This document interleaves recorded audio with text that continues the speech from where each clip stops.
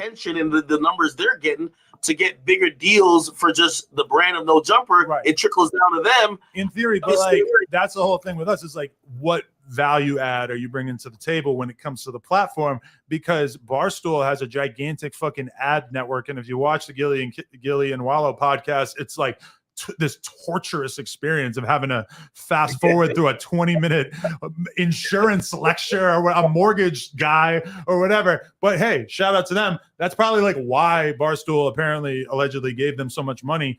I mean, I do sometimes wonder about those numbers when they're talking about a $10 million deal or $100 million. I don't. To me, that's kind of like hard to understand how the fuck that's. 30. I heard it's 30.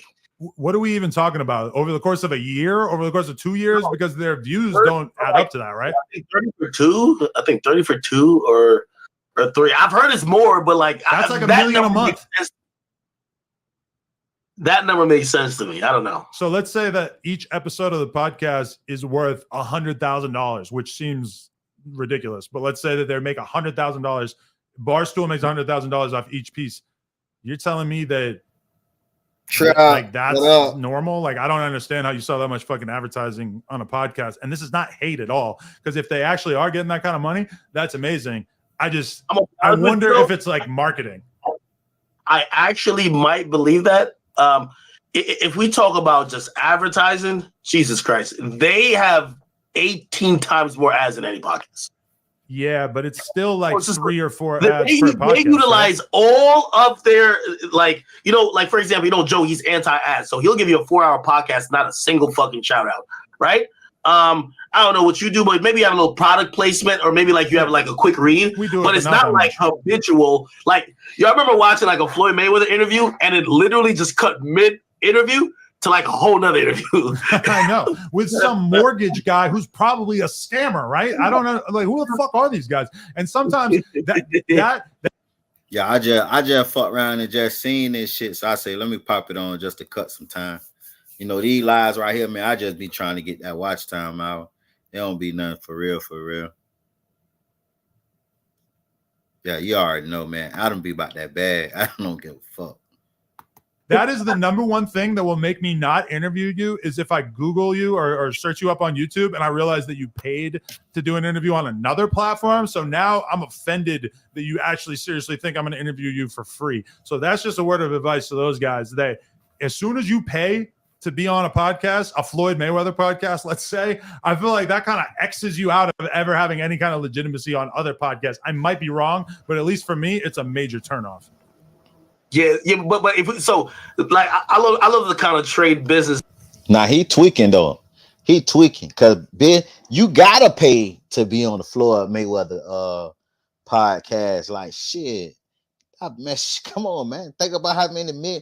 Man, listen, man. Ain't no fucking way. A Floyd Mayweather podcast and the Adam22 and academic podcast, that's 2 totally different situations, man. Bitch, I'm paying everything I got to be on the Floyd Mayweather podcast. Like, what are we talking about, Adam? Now, you tweak.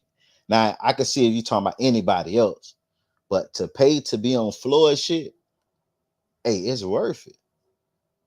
Because Floyd gonna do numbers no matter what. Adam interview or a DJ Academics interview, it might hit or miss. That bitch might do numbers, it might not. But Floyd, anything Floyd do, we gonna do numbers. Business ideas with you. So where? Okay, I also made the statement, right? So for example, right? You had said actually producing, like I think it was at the end of the day or whatever. You said you were losing money on. Said right. I don't think so.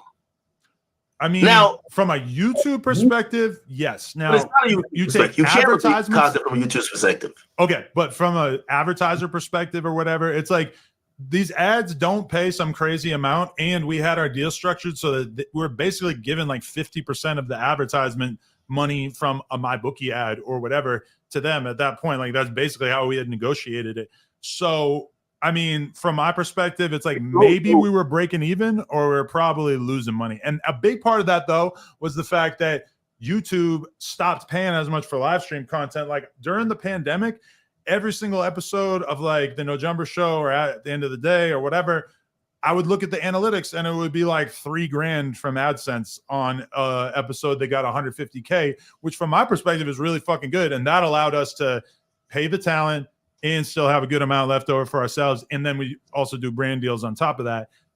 But at a certain point, that shit got cut in half, cut by like 90%. I don't know if it's just me, but in general, when we upload something, it is very difficult to get shit monetized these days. And that's why when I do an interview like the fucking THF Bezu one that we're dropping right now, it's like there are just pieces of it that we want to put out like immediately. And it takes fucking 3 days to get shit reviewed on YouTube these days. Right. Yeah, no. So I look at me and you. And I must say that, man, this YouTube shit, like they is tweaking now. They trying to have it where you damn no cussing, no violent acts in the video, no nothing. And I'm telling y'all, I got like 3 videos that's right now yellow mark and is waiting to be approved to be monetized, bro. And they take up to 7 days to monetize your video. So just imagine if you speaking on some shit that's going viral right now, and they say your video yellow mark, they got to be approved to be monetized. By the time they approve it, man, it'll be 7 motherfucking days. Ain't nobody even studying that shit no more. You know what I'm saying? So I don't know what's going on, but YouTube, they tweaking. And even Vlad, the way we honestly, even my content now, I've always, ever since I left, or ever since I went to Everyday Struggle, YouTube revenue always became like one of the least amount of like income that I got. Right. So, but I know like if you're throwing a show or if you're having these shows, it has to be a good chunk of it. But like, I mean, you guys put shit up on Snapchat, Facebook, right? Like there's other ways to kind of use that same content. But that's why I was getting annoyed when they were fucking doing episodes at the end of the day that had no clips. It's like, we're not putting shit on Snapchat when there's nothing good happening on an episode, and it's just you sitting around looking sleepy, talking about your YouTube analytics or talking about your girl's nail line or whatever the fuck it is. It's just like that's not a clip. That's not gonna do anything on Snapchat. It's not gonna do anything on Facebook. So it's just basically like just garbage, useless content. And the views were dropping. Like people have revisionist history, and they forget that like at a certain point at the end of the day was doing like 250, maybe 300K in the course of like a week. And then at a certain point, it became like 150. And that was because their audience was basically being slurped up by their other channels, which credit to them. But me as a businessman and as a person who's building something, I should have just stepped in at a certain point and done something about it to make it work on both sides. What exactly that would have been. But I feel like as soon as they started doing it, like you actually made this point to AD very eloquently in a way that I hadn't really heard anybody say, but you were like, yo, like Adam was stuck in a bad position because he was having his fan base slurped up by you guys. Like he was paying people to become his competitors. But then if I were to say anything about it, I would have so looked like a hater and looked like I was hating on them being independent and owning their own platforms and yada, yada, yada, that it would have been very, very, very tough for me to come off good in that conversation. And AD gave you like the most bullshit answer because he's like, no, if Adam told me that, I would have just completely switched up my content. I'm like, I'm watching this like, you cannot believe that anybody at home seriously thinks you would have stopped doing drama ass content or whatever. So basically what they talking about is Adam is paying these people that he's bringing on, right, to be co-hosts of No Jumper. And these people is turning into YouTubers, starting their own channel. And basically, he look at it as, and academics looking at it as, they're stealing No Jumper and Adam22 subscribers and having the people go look at their channel. So now No Jumper views is going down because the people has already talked about it on their platform. And at the same time, that's a bittersweet situation because y'all already know, man, if I rock with you, I don't care if my subscribers and my supporters go and support you. You know what I'm saying? Like, we all different in our own kind of way. So, yeah, my supporters may go support, just say Mickey or whoever else that I rock with. it doesn't matter to me. I don't care about that because they not me. They don't give y'all the energy that I give y'all. You feel me? And I can't give they supporters the energy that they give y'all. You know what I'm saying? So it's gonna be different, but I guess this is a business. Adam a businessman, DJ Academics, he a businessman. So he looking at it as business wise. He looking at it as, and they looking at it as you is hiring these people to become your competition, which they only supposed to be bettering your business. But man, I don't see that shit that way. You know what I'm saying? If I could bring somebody on and build them up and they start their own and they get the popping, I'm happy. Shit, I feel like I did something. You know, but hey, it's different when that money get involved and your views go to dropping, I guess, you know.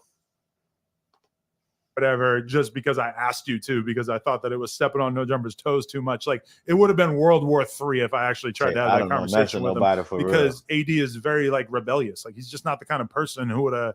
To be fair, though, a little piece of that though is your fault, just because what ended up being the most highly watched No Jumper content at that point was inner office beef, which granted, I'm probably guessing you're saying, well, if this happened at the office, let's discuss it on our shows. Right. These guys are going home and then they might not have been there. Like, again, so I think it's harder for them to only keep inter-office shit at the office when really a lot of people want their own personal POVs outside of the context just to show. You know what I mean? This is the thing about that, is that a lot of people, when I said that they were basically responsible for a huge percentage of the fighting and the drama and the gossipy bullshit that was going on, people laughed at me and acted like I was projecting and that it was really about me.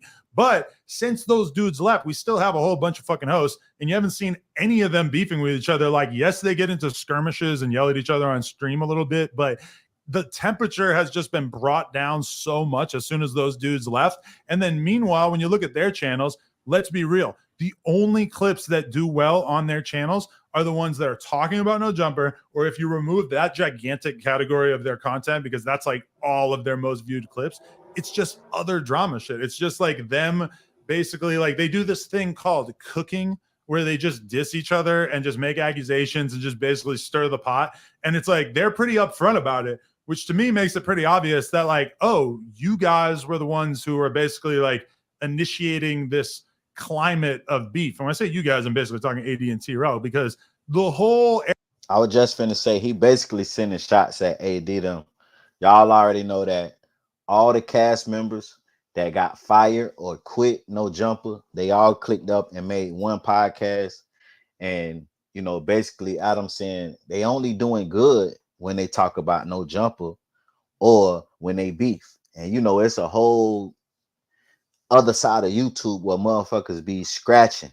Like No Jumper said, I'm surprised he even know that word, but, you know, they argue and fight amongst each other. And AD them probably realize that shit get the views, because y'all see that the people that's aware and know the other side of YouTube, them people that be arguing and all about drama, they be having 400-500 motherfucking people on their live, because people want to see them fight and argue. But when they do real content, it be 20 and 30 people. So AD them probably realized, man, that arguing shit was popping and they trying to build a channel. So that's why they probably doing that. Whole era before them, House Phone and Cam Girl and shit, like we always just got along. There would be crazy dramatic things happening in the background at No Jumper sometimes, with people getting fired or leaving, and like, you know, drama happening at the store, at the like all of it was basically like hidden from the public, because we all just kind of like had the common sense to like not really bring a large percentage of that stuff to the front or to the table in terms of what we talked about on the podcast. And so if me and Cam Girl were arguing off camera or whatever, we just never brought it to the camera. And that totally changed when those dudes came in. And now it's kind of like back to normal, where I know people have problems with each other and they get into it and shit, but it's just never like playing out on camera the same way. And I mean, that was the whole thing, is that there was all this drama and shit here, but we weren't really profiting from it. Like we were very rarely the people who actually had clips about that stuff, where you had something crazy like fucking Kiki 80's brother like leaving the channel or whatever. I never said one thing about it. I never talked about it once. But everybody else was talking about it nonstop. And it's like my business and everybody else is talking about it. And I'm not even participating. It got kind of frustrating. Hey, Adams. Yeah. So we're definitely coming to LA to do a live show, man. The Fig Community people wanted to do some shit. You want to be a part of it? We could all reunite, man. What's up? I'm not That'll putting be a up hell on of the a show. ops. Hell no. I'm gonna get my shit sprayed if I go over there. I'm gonna have a bunch of dudes with the same name fucking pointing Dracos at me, bro. Man, what it's not like man? I'm gonna be honest with you. Well, first of all, I did tell T-Rail, I told AD, I said, hey, I felt like, if I'm gonna call a spade, they let you just go crazy. Like the Big 22 was for real born during that whole era. Yeah. But the Rooster, I'm gonna be honest, or the 22 it feels like you're stoking a fire more than they're like doing anything at this point. I feel like they do their thing, but they're not like picking at you. You're picking at them a little bit, and I understand why, but you are. So that's why I'm like, hey, listen, you do know at a certain point, especially they've been taking the high road. I don't know if they're gonna still take the high road, but eventually a reunion is probably gonna happen, right? Like, come on. If a reunion ever happens, it will happen on home turf, benefiting yours truly, not me pulling up to somebody else's fucking hangout where they kick it. That's not happening. But anyway, if they want to repent to their sins for their sins, they're welcome anytime. But you have to remember, AD told me this, and I'm wondering what you think about it. He said he knew it was over at No Jumper the moment him and T-Rail did a live show, and they did maybe 1,000 people without you. No, they did the exact same. They did the exact same venue that No Jumper did our first live show at, but it was like a couple months later. Well, I mean, that's still impressive. So it shows that they have some cachet that didn't rely on the No Jumper brand. That's important, right? Yeah, but it was like it kind of relied on the No Jumper brand because I don't think that they're I mean, I'm not saying that they won't have success on their upcoming live shows or anything, but the live stream that they announced at the Novo or whatever, that didn't sell out. That's still they have tickets available, which in comparison, those other shows that they did while they were at No Jumper sold out immediately. So, I mean, I feel like they're kind of feeling some of those growing pains of sort of being away from the place that put them on in the first place. But I encourage you. That's what you're trying to say, man. Be away from the plantation. That's what you're trying to say. I would never make a metaphor like that. But hey, yeah, man. Adam got a bag. Believe it or not, man, Adam got a bag. He got his hands in a lot of stuff, man. Adam got a bag. Best believe it.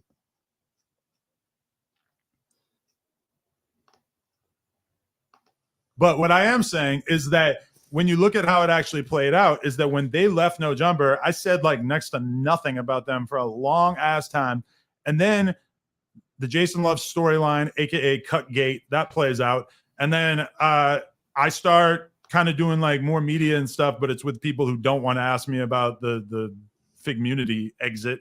And then Bootleg Kev hits me up. He wants to do an interview because that's why I wasn't talking to you or whatever on stream, is because after they left, I was just like, I have no reason to go on other people's platforms and kind of ruminate about the last couple months.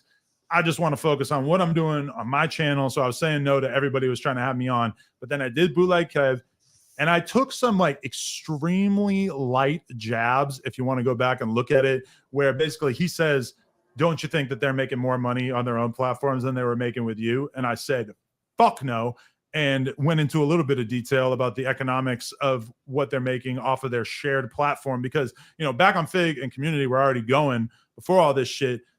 Figmunity World, the channel, is basically the thing that they started when they left No Jumper. It's not exactly setting the world on fire from my perspective. The content is doing significantly worse than it was doing when it was on No Jumper. And I was honest about that. It's unfair for you to say that because you were at the point where they couldn't continue to do back on Fig and Community, so they had to make a change. Or I never had that conversation. I never told them that I wanted them to stop streaming or that I had any kind of issue with them streaming. To be honest, me taking AD off the Tuesday show was me trying to get a grip on what was going on at my own business and basically get something going on that felt like it was a little bit more under my control. But I mean, they left to start that channel. And so that you have to compare what they were making on No Jumper to what they make off that channel.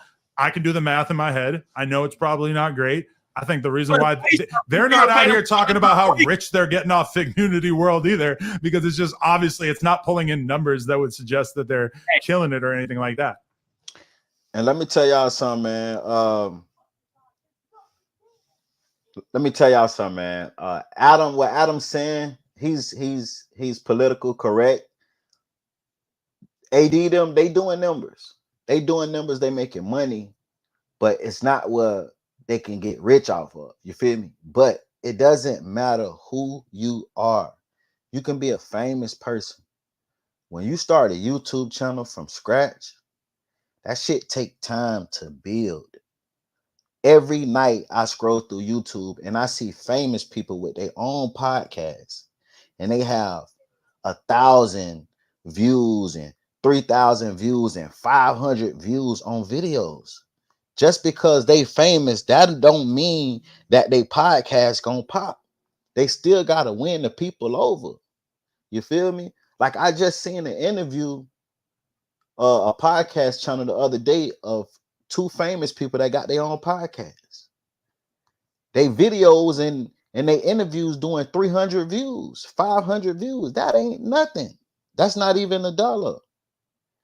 But their latest interview was Boosie, and it did like 35,000 views. You feel me? But they kind of just starting. So it doesn't matter who you is, man. Once you create a channel from scratch and you pop off, you got to keep dropping and stay consistent until that channel get in the algorithm. It's all about the algorithm, man. It's all about the algorithm. I don't care who you is.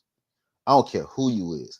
Unless you got 100,000 loyal supporters. I'm talking about not 100,000 subscribers. I'm talking about loyal supporters that every time you drop, they're going to log in.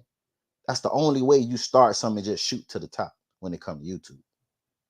So if you ain't doing that, you got to work your way into the algorithm. And AD them, long as they stay consistent, they're going to pop, man. Hey, AD showed his space, so he said he was getting 300 a week. By the way, I will say that I think YouTube viewership 300 just episode, and that wasn't for him. He had a set salary plus additional bonuses on top of it. So and that's why my attitude on him and my attitude on T-Rail is a little bit different, because AD what up? Dipped out and kind of like put hella pressure on everybody to leave on the way out. I feel like T-Rail got tricked about his spot, because we now know, and I'm not going to get super in depth with it, but he's in the hole for millions of dollars. He's in debt. So he probably needed that money a lot more than AD, who maybe could have afforded to take a risk. But I mean, when you look at AD lost No Jumper and Caffeine in the same month. So he's definitely like not exactly on top of the world. He was probably expecting the Caffeine check to keep him going while they did the Figmunity thing. And then that shit got yoinked as soon as he left No Jumper. So, I mean, it is what it is. But I was just honest with Bootleg Kev when he asked me some questions. And then AD basically like went on a rant, had some of his homies talk crazy, act like they were going to beat me up or whatever. And then instead of doing the thing that I would typically do, which is kind of take the high road and ignore them or whatever, I got in the trenches and I made it clear that I wasn't scared. I wasn't worried about them. They could do whatever the fuck they want. And then that is basically what encouraged them to stop talking about me, because I fucking took aim at them and told them I didn't give a fuck about all that tough guy rah-rah shit, which I appreciated when I was seeing you do it about some other people too. But I think in general, as journalists, as media people, you can't back down when you have the tough guys of the world telling you that they're going to turn you into a pack. You got to let them know, hey, I don't give a fuck. I'm not scared of you, and I'm moving right. So if you want to try something, go ahead. And they stopped talking about me as soon as I did that. Girl, huh? You kind of mentioned his girl. What's his girl? Heather. Leather. You call it leather? It's a word on it's the word on the streets. But no, she showed up in my DMs. She showed up in my DMs, inviting me on her mixed drink show, which is doing an impressive 10,000 views per episode. And she invited me on her fucking podcast. And I basically acted interested at first, and then I hit her with the boom, psych. That shit, what did I say? Psych, that shit is ass, something like that. And I posted on my story and then she blocked me. So I haven't been up on what Leather is up to since then. But keep in mind, the only reason why I had any kind of animosity towards Leather is the fact that she kept having her little fucking opinions about me on Back on Fig every single week, like worse than T-Rel was. She's sitting there acting all high and mighty, talking about we got swag. I'm lit. Oh, I'm lit. She started a YouTube channel, has 1,000 subscribers. You're not lit. You're riding on T-Rel's coattails, and he was nice enough to let you on your show. But now she gave his homie COVID, so that shit is all fucked up. The fan base turned on her. So I'm just over here reading their Reddit here from time to time and just sort of, making observations. But from my perspective, they fucked up. They fucked up. They left. They're making a lot less money, and they have way less of a platform, way less of an audience that they're talking to. And so that's my real opinion. But after this, I'll go back to being nice and not saying shit. Hold on. How much energy? Because how much energy do you think you spend on them as opposed to they spend on you? I mean, they're limited to their group chat, whereas I have freedom of speech and I can kind of just say whatever I want when people like you ask me about it. On my platform, for the past couple of weeks, we have not discussed them on the No Jumper Show. I'm happy to be in that space.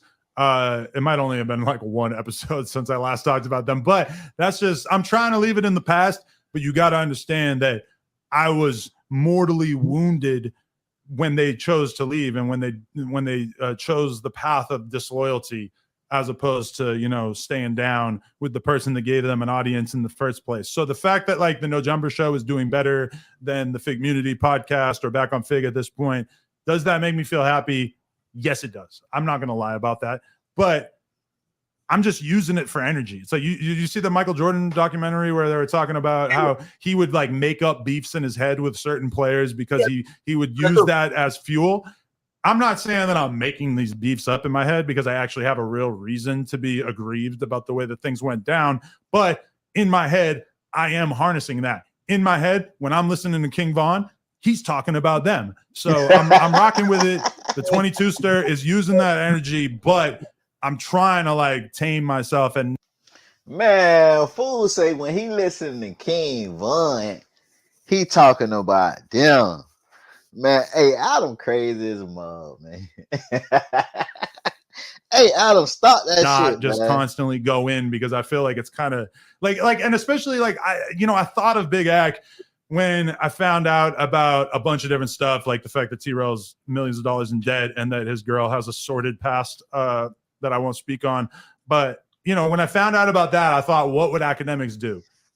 Academics would have done a fucking 4-hour rant on YouTube and had 10,000 viewers and be going crazy and everybody would have loved it. But I'm not you. Like I just, there's a certain part of me that doesn't want to bring that sort of like aggression into my life. And I just chose to kind of take the high road.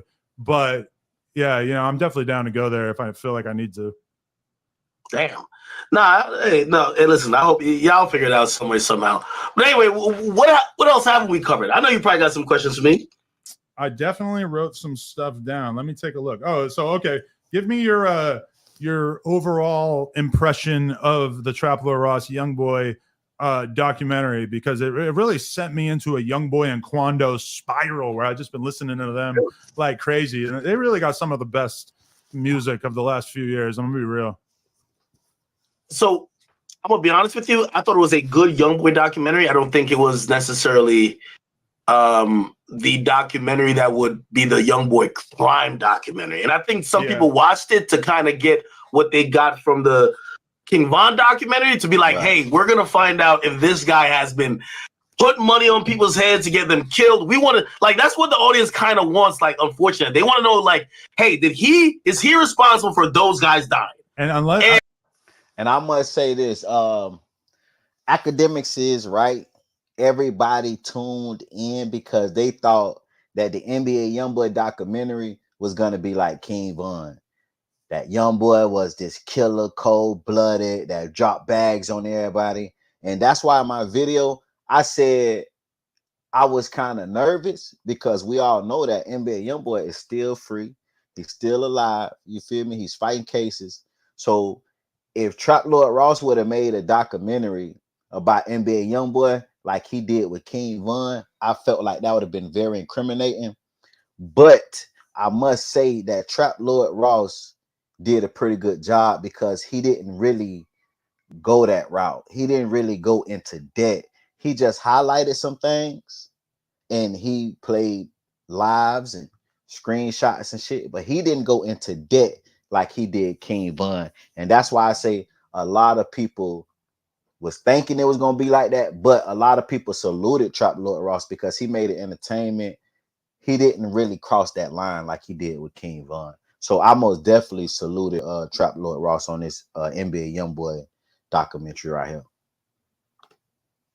Vaughn is just one of a kind. Like you might never find another person who has the combination of being a big rap star and then also having all these bodies. Like with YoungBoy, yeah, you have all this death around him, but I mean, it's totally plausible that people from his gang or from his label or from like around him were doing this and that he didn't even have any fucking clue. So it's kind of like it can only be so interesting. I still thought it was pretty fucking phenomenal.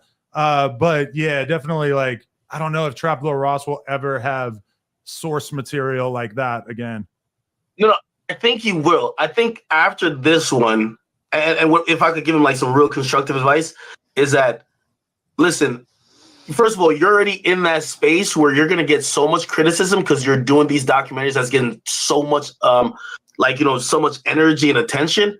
You have to start going a little bit into investigative. I'm going to be honest with you, which means you have to unearth shit that isn't public, because right now he's really good at compiling the publicly available shit.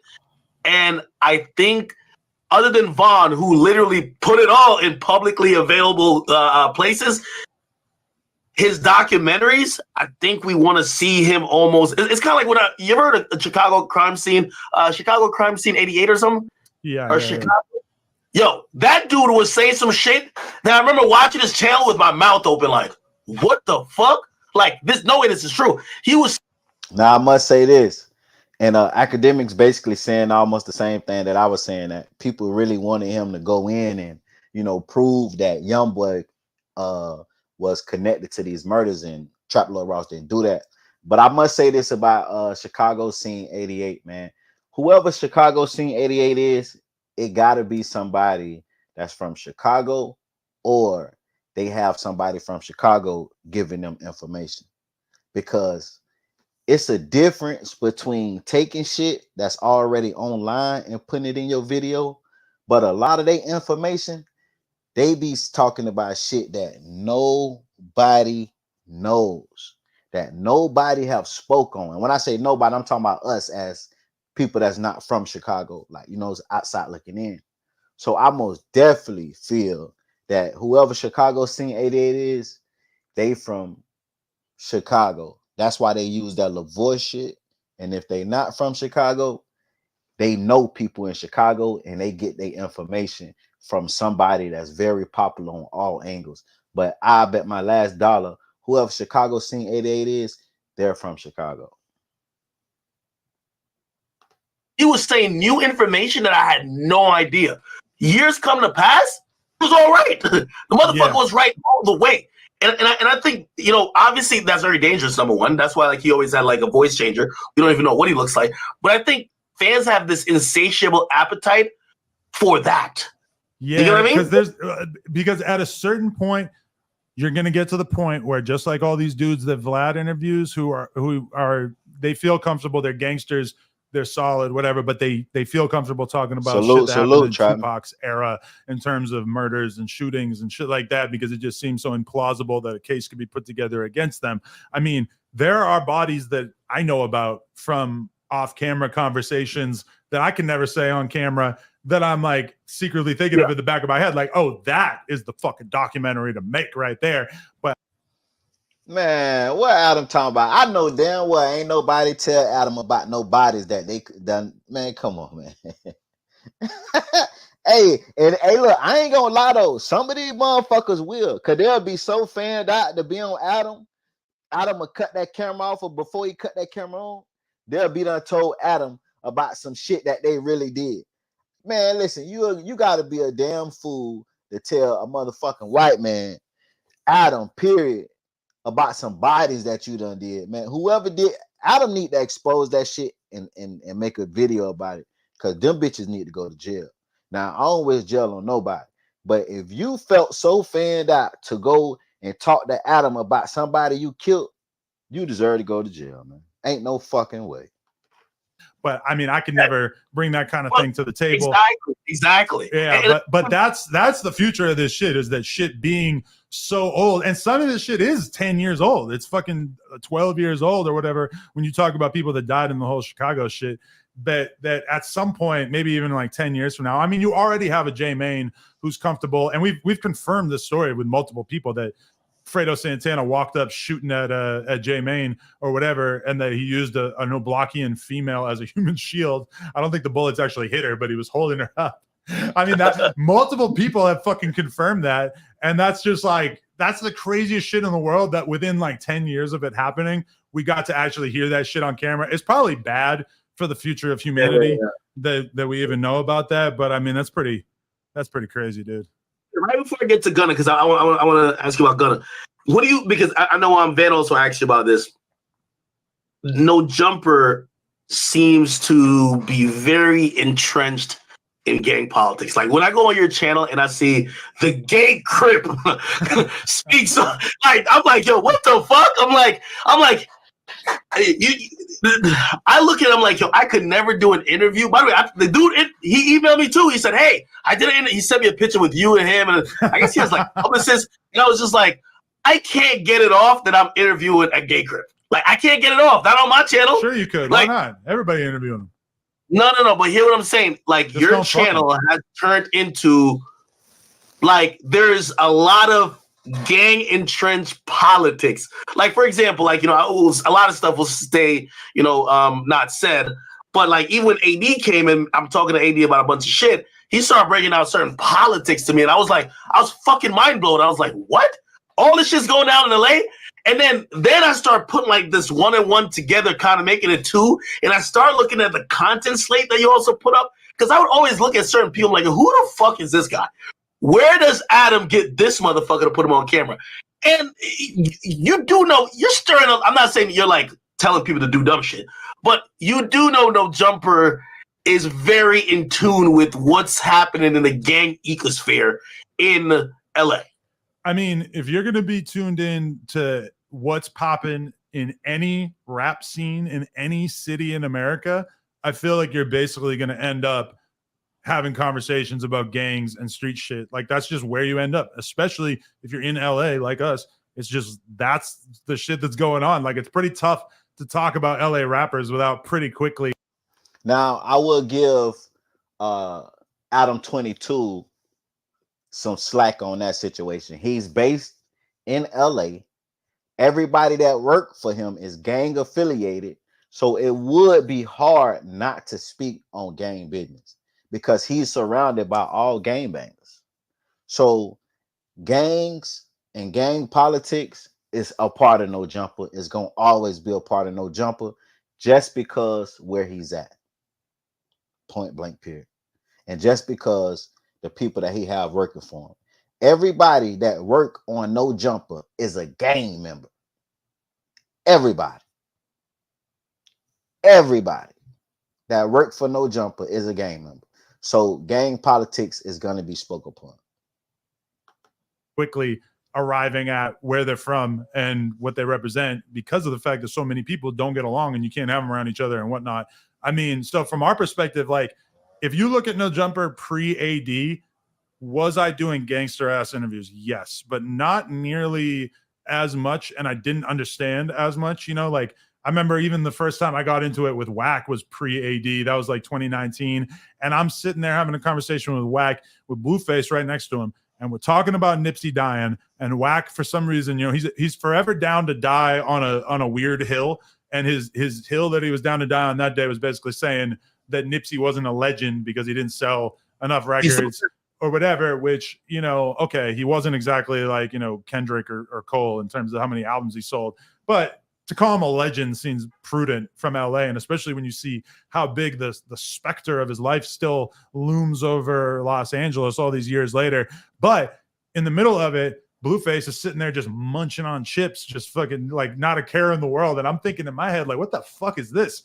you're a Crip, and I'm talking about the most famous dead Crip of the last 20 years, and you're sitting there munching on pretzels or some shit like nothing's going on. And then I figure it out later on that where he's from doesn't necessarily get along with where Nipsey's coming from or whatever. And like, I was so oblivious and blind to how. Yeah, for y'all that don't know, a lot of people were saying that why was Blueface cool with the way that Whack 100 talked about Nip, and that's because they two different Crips. You know what I'm saying? Blueface is totally a different Crip than Nipsey. You know what I'm saying? Nipsey rolling 60. I don't know what Blueface is, but you know what I'm saying? Totally different Crips. You know what I'm saying? Crip, but different cliques.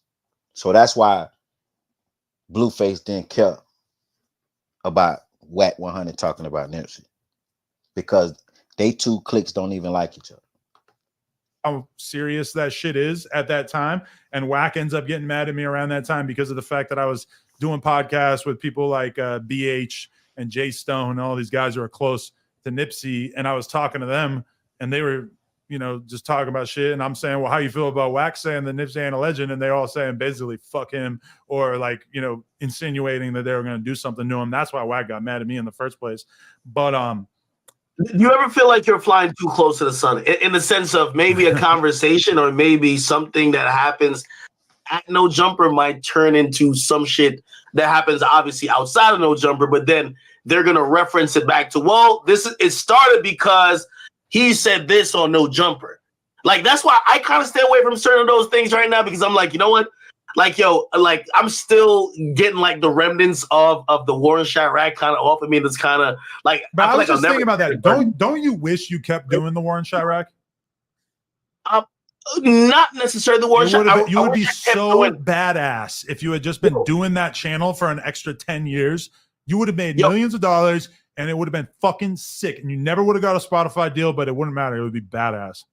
Well, I wish I could still, or kept doing like really raw content that, like, put like this, the shit that I'm innately, and I think you too, drawn to is not the shit you see on Twitter all the time and plastered across every headline. Like, at times I act oblivious to shit, but like, I know the real shit going on, and that's where the real story is. Mm-hmm. But like, you almost kind of get criticized in my position and be like, hey, out of everything you could put your platform on, they almost make it, they're going to tie the rope around your neck in a sense and blame it on you. Yeah, but anyway, you open the door for people like 1090 Jake to be out here just telling any disgusting tale that happened between any gang ever.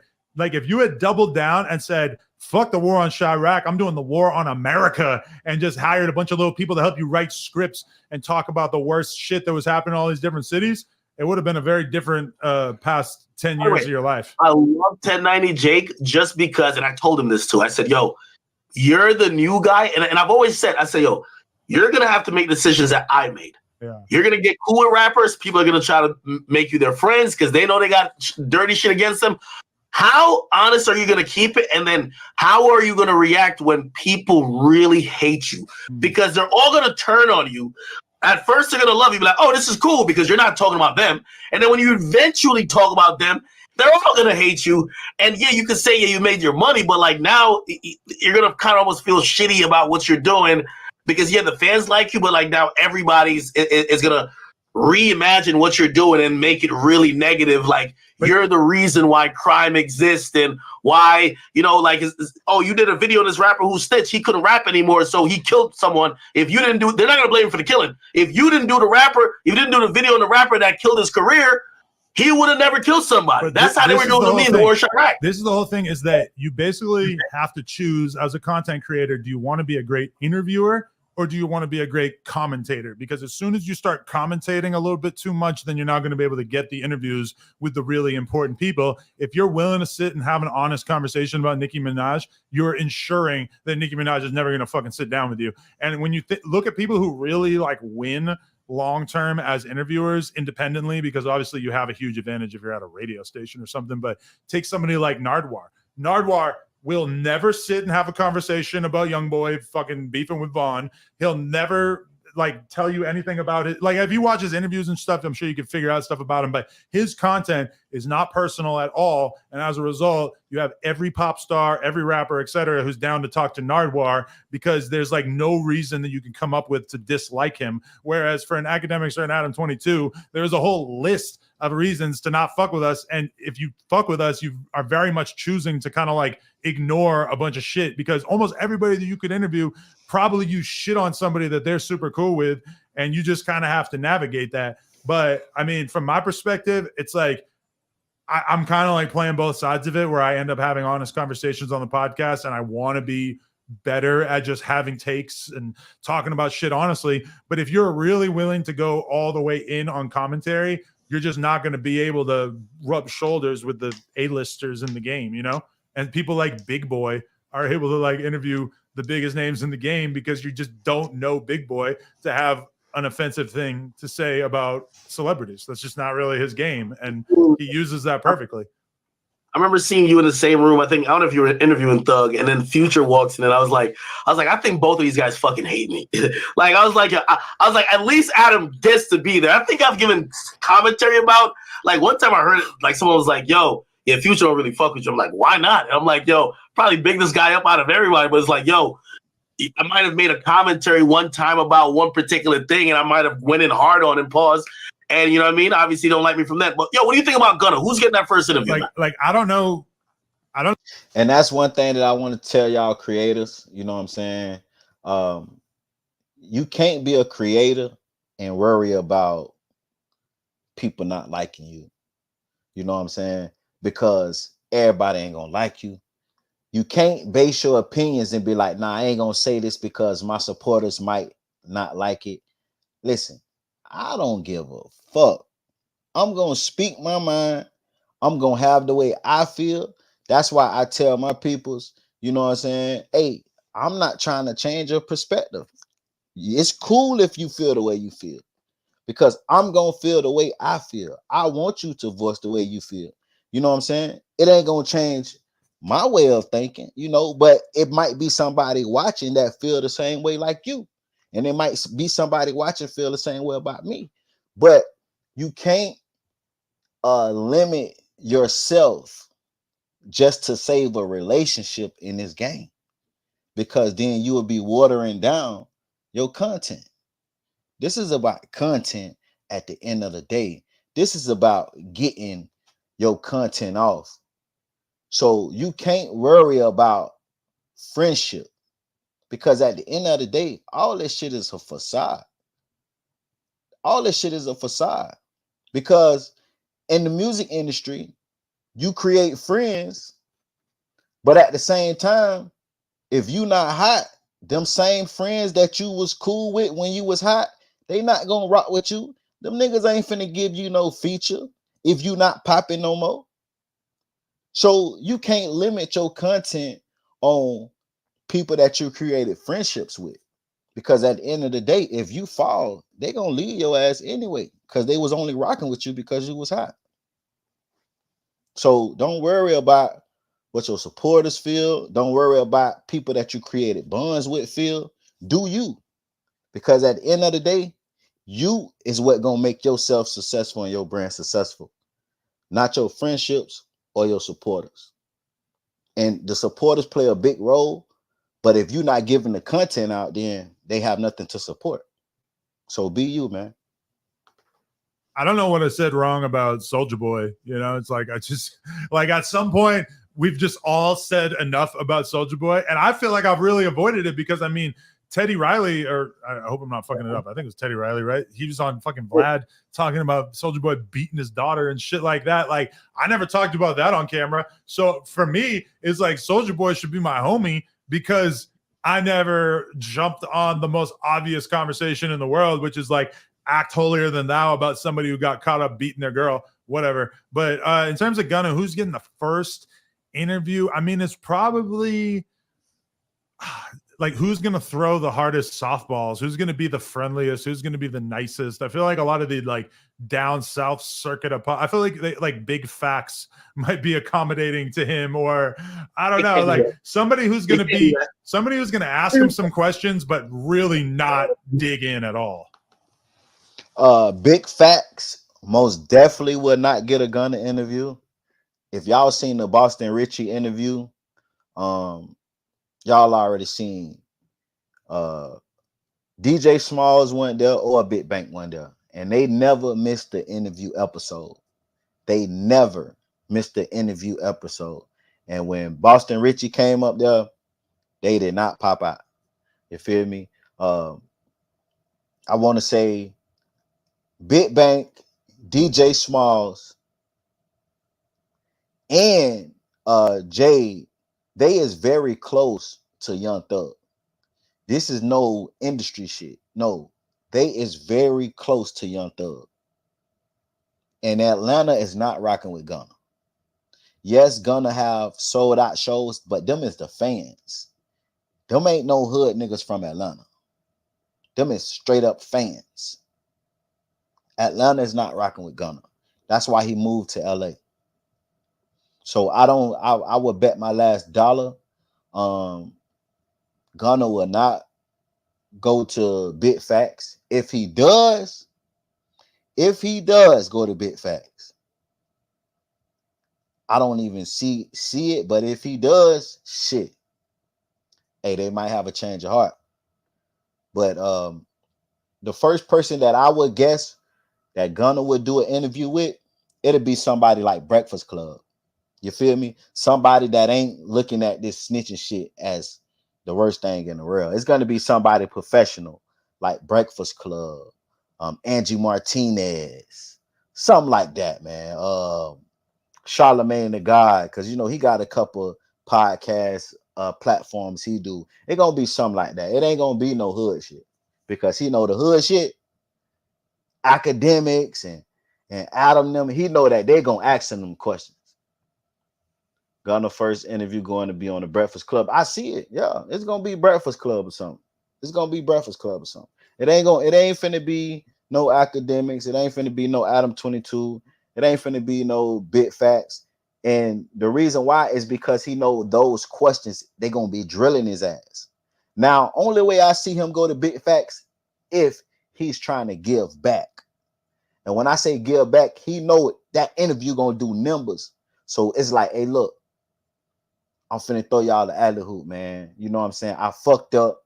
So I'm finna do a little charity work for Atlanta and put on some motherfuckers from Atlanta. And he ain't putting on, but he finna put a bag in their pocket. You feel what I'm saying? That's the only way that I see them agreeing. So, you know what I'm saying? Hey, but you already know. Yeah, it's interesting because, yo, I'm at the point where I'm done. Like Gunna has like this legion of fans, and they've now casted me as a hater. But Thug's father came out and was like, "Yo, what he said? He said, hey, we don't got no problem with Gunna." So now everybody's like, "Wait, I thought you said." Listen, at this point, I'm like, yo, listen, because you talk to rappers behind the scenes. Every rapper I talk to behind the scenes that's cool with Thug, like they're not gonna say it. They're all saying we're not fucking with them, and they're not fucking with them for clear reason, right? Know, it's not like they're like, oh, like, do we know how close Thug is to his dad? Because what are the odds that his dad is just hella tweaked out, saying shit for the clout, and doesn't know what the fuck he's talking about? He could be a drunk motherfucker who's just really kind of like standing around outside the crib talking about shit, and he just said something that Thug would never agree to, which to me seems obvious when you see how coordinated shit was of rappers dropping their projects or whatever around the time of Gunna dropping his project and all the unfollows and shit. Like Dirk is just not thinking that up without fucking Thug at some point co-signing this as the movement, right? Yo, put it like this. I personally got this. I obviously I'm not gonna snitch on my source, but I personally got this. Don't ask me how I got it. This shit from the only person who would have or should have got it from. That voice note that Thug, which by the way, it's on the jail calls. Like that's not no secret cell phone he has. He literally called a bunch of artists and said, "Yo," and it was supposed to be a whole thing. Anyway, I put it out, at least the one that was meant for Dirk. And you know what people say?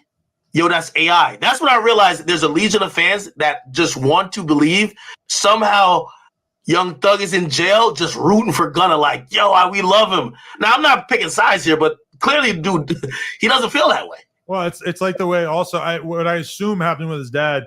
Like, you know how like there'll always be a headline that is like Fredo Bang says he does not have beef with NBA YoungBoy, and it's like, okay, yeah, he said that. He was obviously fucking with you, and you're just not smart enough to get it. But people will just roll with it and just act like it's a real thing. The same way that, like, I mean, you remember when FBG Cash was saying, "Oh, Lil Durk told me to go take a photo at the King Von Memorial," and people were reporting on it like this is a real thing. It's like they're trolling the media to piss off their ops, and you guys are too fucking stupid to get it. Which is the problem with when it was just us interviewing rappers and talking about rappers. It was a lot easier to get to the real thing that was going on, and now you got so many fucking Bobby Altoffs in the mix. Fool, though. Huh? I got even fooled. Like when I interviewed, I did the King Von's like last interview, and he literally, when I asked him about Duck, he's like, "Yo, we squashed the beef. Yeah. We squashed the beef before he died." And then all of a sudden, he put the camera up, and I hear snickering, but I'm not connecting it. But I was like, no, his mom said, "I did squash the beef." He's like, how's the mom gonna know? Really squashed the beef with him. And I believed it for 2 seconds. And I felt stupid believing that because in the moment, just being so caught up in the interview, I'm like, maybe he really did. And I realized Von's the biggest troll ever. Yeah. The whole cereal thing, I wasn't up on that. I wish I knew about all that shit when I fucking interviewed him. It would have been so sick. Yeah, no, of course. What else is going on in hip hop? Hey, do you get into these girls beef or not? Like you know.